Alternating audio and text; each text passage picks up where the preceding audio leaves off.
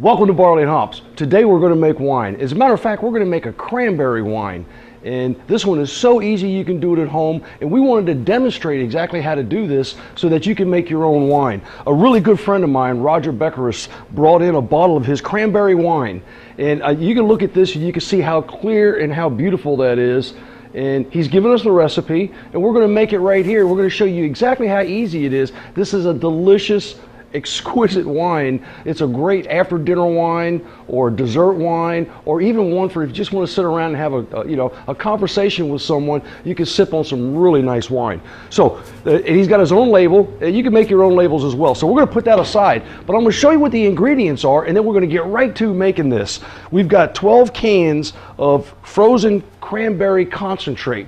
They come in these small cans. You can find them in your freezer section of your local grocery store. I bought these at H-E-B, and I paid $20.16 for 12 cans. I didn't get a special, but normally they do run specials. So I've got that. I've got 10 pounds of corn sugar, and I use corn sugar as opposed to table sugar because I trust the corn sugar. It's only been processed once as opposed to table sugar, and we'll leave that for another discussion. But this is really it's highly fermentable, and it goes in well with wines. I've got some water. Of course, we're going to add water to it because we got to bring it up to 6 gallons. Later on, when we go to stabilize, we've got potassium sorbate. And this is a 1/4 teaspoon per gallon, or potassium metabisulfite. Both of them do exactly the same thing. This is how you, we call it kill the yeast, but really what you do is you cocoon it so it doesn't re-ferment. But it prevents fermentation, and you can also use it as a stabilizer and a sanitizer if you're using fresh fruits. But today we're not. But these two will come in handy later on when we get ready to bottle. So I'll put those aside. I'm going to use the EC 1118 yeast. It's $1.65. It's a real small pack, but it'll do 6 gallons. This is a universal, really highly fermentation, highly fermentable yeast strain that really goes well with fruits. That I've got some yeast nutrient, and I'm only going to use about a half a bag of this. So this really comes in handy. It provides all the free amino nitrogen that your yeast are looking for. It really provides a good, healthy environment so you get a really good yeast colony develop real quick. I'm going to have my stirring paddle. I'll have a wine thief, and my wine thief is so that I can insert that into the fermentation chamber and check the specific gravity, because we always want to check the gravity before and after. That's the only way we can tell if our yeast are really viable and what the alcohol content is. Of course, my hydrometer, and last but not least, I might mixed up Star Sand. This is my sanitizer. This comes in a small container here, about 8 ounces. It's 1 ounce per 5 gallons, so use it very sparingly. But what's great about this stuff is this is a contact sanitizer, so as soon as you spray it onto something, you can go ahead and use it. They use it in hospitals, restaurants, home brewers use it exclusively for all of their stuff. So, and the way you actually use this, and I talk about this all the time, is whenever I get ready to use a paddle or a spoon, I give it a spray, a shake, and now it's time to use. So it's a contact sanitizer. Works really good. Now I've also got my fast ferment here in the back, and you'll see that I've already cleaned that. I've sprayed it. So it's just going to sit there now. It's already sanitized and ready to go. Welcome back. Yeah, look, we're getting ready to start this now. I'm just doing the final touches of putting my fast ferment together. So I'll put the ball on the bottom, and I'll give that a good, nice, good tug. These are the ingredients. Again, we've got 12 cans of cranberry concentrate, frozen concentrate, and then we've got 10 pounds of sugar. I'm going to move all this stuff out of the way, and then we're going to get to adding our ingredients. This is just so easy. It goes in so easy, and it's so easy to mix. Of course, you just pull off these plastic tubs, and by the way, while we're doing this, I'll tell you, I usually lay out a piece of plastic, and I just use a nice trash bag. I just pull it out, lay it out, and then spray with my sanitizer. That cleans everything off. So we'll start adding these. There goes one. And we'll continue to add these until we get all 12 of these inside the fast ferment, and then we're going to let them start to thaw out. You'll notice that they'll thaw out pretty quick because they are very viscous. So there's not much water. So, and okay, we'll be down to the last couple cans. And I wanted to stop right here and show you something. We're going to add this one. And what I've done is I've got this jug of warm water just so that I can pour it in. I've done this to each can, just pour it in there to get the last bit of that juice out of there, because we want to ferment every bit of this. And we're going to make 30 bottles of wine when we're finished. So far I'm in it for 20 bucks. This last can was pretty challenging, as a matter of fact. And you may experience the same thing, you know, the little plastic deal that goes around the top. It didn't come off all the way, so I was having a hard time pulling that. So I just grabbed a box cutter and I just cut around the top of it, and that'll open it right up. So if you have that problem, please don't fight with it and get it all over the place. Just get a razor or a really good sharp knife and just cut around the top of the lid. It'll come right off for you. So there we go. We've got all 12 cans in there, and now what we're going to do is this is going to start. Yeah, this very quickly. This is going to thaw out, and we're going to start adding. And I've got the rest of this warm water. So when we're done, we'll be able to tell you exactly how much water it takes, and we'll be back. We'll be right back. All right. Well, we've poured 3 gallons of warm tap water in here because we knew that it was cold at the very beginning, and we're going to try to get this. We're going to try to balance it around a good 68 to 72 degrees. I've already used my paddle and kind of mixed it up. Now I stopped here because after 3 gallons of water, I want to give myself enough room to kind of still work with. So I'm going to add the sugar, and I pulled out my whisk. You can use the paddle or the whisk. The whisk kind of works real easy, but don't want to forget to spray that, give it a shake, and it's ready to use. Now, and the reason that I use the corn sugar is you'll notice that once you put corn sugar in here, it doesn't matter if the water's cold or hot, this stuff is going to dissolve almost immediately. And I told you that we leave it for another conversation for another day, and now's probably a pretty good time to talk about it. But when you're talking about fermentable sugars, you know, I always get the question, well, you know, will table sugar work? Absolutely. But table sugar is about 15% fructose.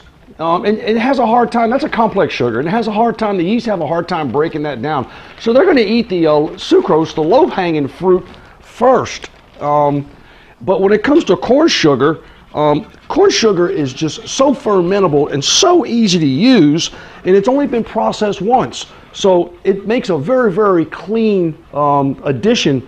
If you took water and put water in a bucket, 2 buckets side by side, and you added about 5 or 6 pounds of table sugar, you'll notice that, believe it or not, you'll notice this, that the water is going to turn a greenish bluish hue. It's going to turn a color.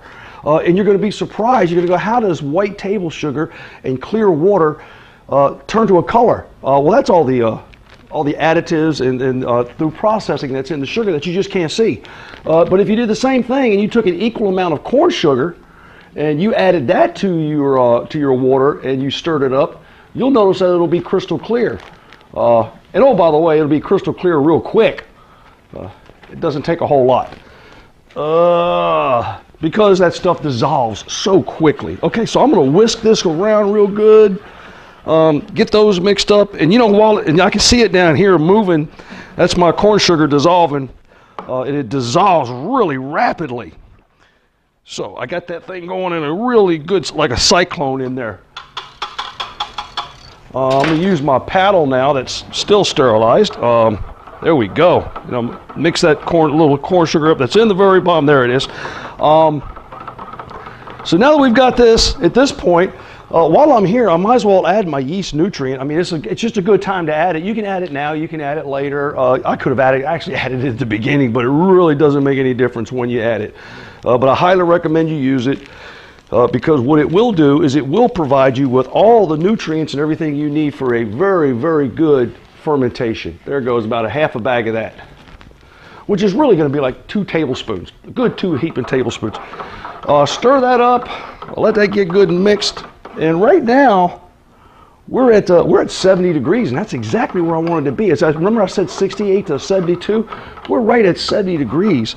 So we're really close to pitching yeast, but what we got to do, we've still got to bring our water level up so that we've got enough wine to fill all 30 bottles. Well, there we go. We've added that 1 last gallon, so it was just shy. There it is. I'm exactly at 6 gallons right now. So that's just shy of 5 gallons, 4.75 gallons.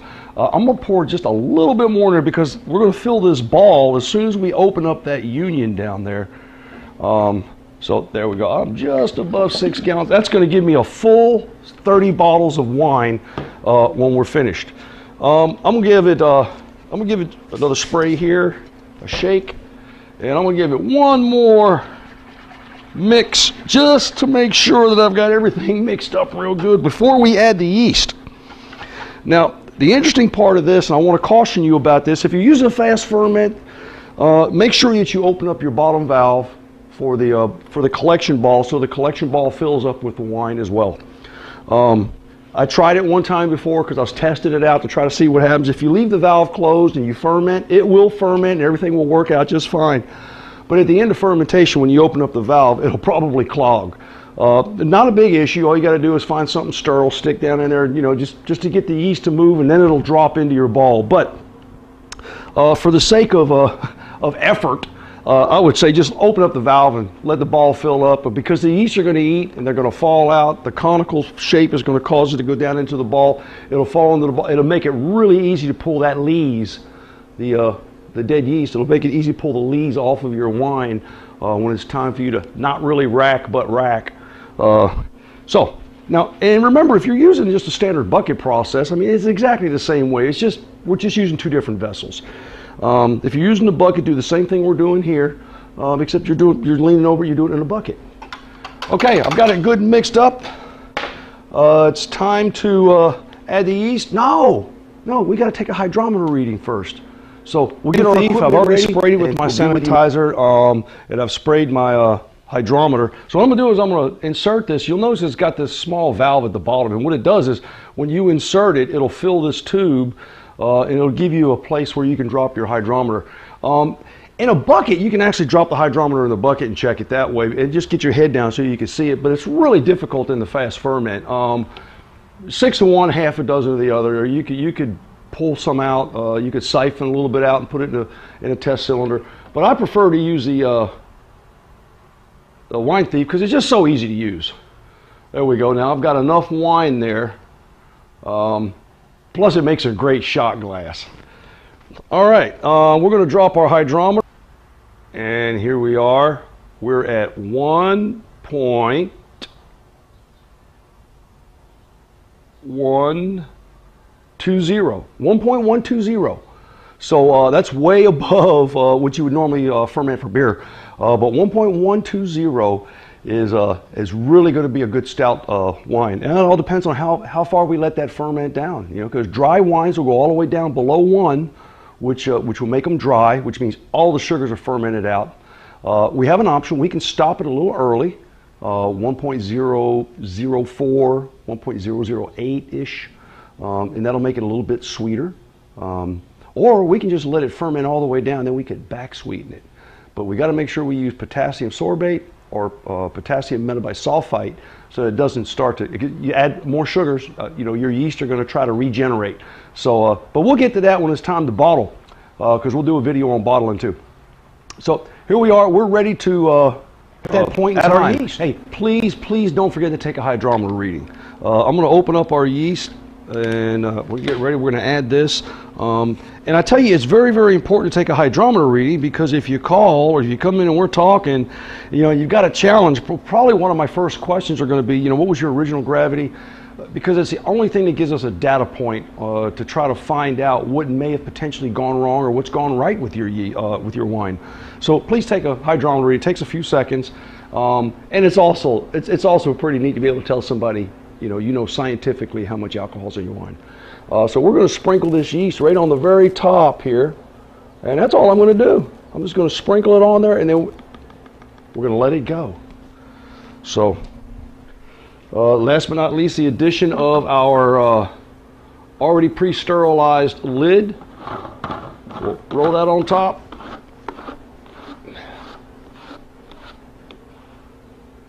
And before we add our airlock, I'm going to get a really good seal on that. Before we add our airlock, I'm going to open up the valve. There we go.